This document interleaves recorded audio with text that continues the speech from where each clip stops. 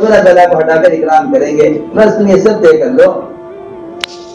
جتنی جماعتیں تم بیرون کے روانہ کر رہے ہیں، جتنے بیرون والے واپس جا رہے ہیں، تم سارے ہدایت دینے والے جتنے بھی ہو یہاں، تم ان سب سے یہ کہو کہ اپنے اپنی مسجدوں میں جا کر اعتکاف کر لیں.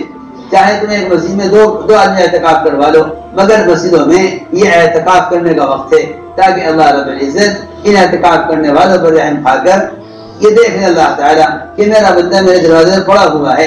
ان سے مسئلے کو حل کرانے کے لیے اللہ تعالیٰ دنوں میں، منٹوں میں اور گھنٹوں میں اس ساری بلا کو پورا عالم سے سمیٹ دیں گے.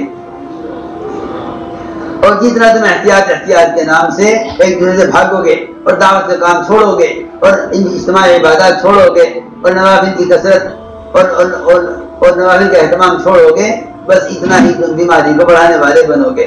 بس اس وقت یہ موقع تو اس کا ہے، یہ موقع تو اس کا ہے. بجائے اخبارات پڑھنے کے قرآن پڑھو، اور بجائے تبصرے کرنے کے اللہ کا ذکر کرو، اور بجائے بیٹھ کر یہ کہنے کہ اس سے یہ ہوگا، اس سے یہ ہوگا، یہ کہو کہ اللہ سے ہوگا اور عمل پر ہوگا. بس اللہ تعالیٰ یہ دیکھتے ہی فوراً سارے ماحول کو بدل دیں گے. بس واپس جانے والے سب عزم کر کے جائیں، سب عزم کر کے جائیں کہ بھئی ہم تو مسلسل روزے رکھیں گے آج سے جب تک اللہ تعالیٰ اس مسئلے کو ختم نہ کر دے. مسلسل روزے رکھو.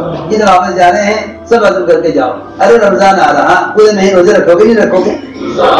جب رمضان آ رہا تو بتاؤ پوری دنیا میں کوئی مسلمان ہوگا جو روزے نہ رکھے؟ جب رمضان میں تم فریضے کے لیے روزہ رکھتے ہو تو اس وقت جو حالات ہیں ان حالات کو اللہ تعالیٰ بدلوانے کے لیے اب سے لے کے، کیونکہ یوں بھی حضور اکرم صلی اللہ علیہ وسلم شعبان کے پورے مہینے روزہ رکھا کرتے تھے. حضور اکرم صلی اللہ علیہ وسلم کے شعبان سے زیادہ روزے کا اور کوئی مہینہ پورے سال میں نہیں ہے سوائے رمضان کے. سب سے زیادہ آپ شعبان میں روزے رکھا کرتے تھے، اور شعبان میں روزے رکھتے آپ رمضان میں داخل ہو جاتے تھے. یہ تو پورا شعبان کا مہینہ روزوں کا ہے. میں تم سے یقین طور پر کہہ رہا ہوں، خبریں نہ سنو اور اخبارات نہ پڑھو اور یہ نہ کرو سن بھی کیا ہو رہا، سن بھی کیا ہو رہا.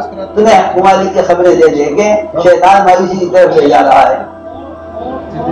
یہ وقت تو اس کا ہے کہ تم مسجدوں کو چاہے دو ہی آدمی مسجد میں ڈال دو، دو ہی ڈال. میں نہیں کہتا کہ تم مسجد کو بھرو، تم دو ہی آدمی مسجد میں ڈال دو کہ جو مسلسل روزے کے ساتھ نماز پڑھتے رہیں اور اللہ سے دعا مانگتے رہیں اور جو مسجد میں آتا رہے اسے بٹھا کر سمجھاتے رہیں. میں کہتا ہوں انشاءاللہ تم شروع کر کے دیکھ لو اور پھر اپنی آنکھوں سے اللہ تعالی کی طرف سے ساری دنیا میں سلامتی اور امن اور ساری دنیا میں صحت اور خیر کا ماحول بھی ابھی فوراً دیکھ لو گے.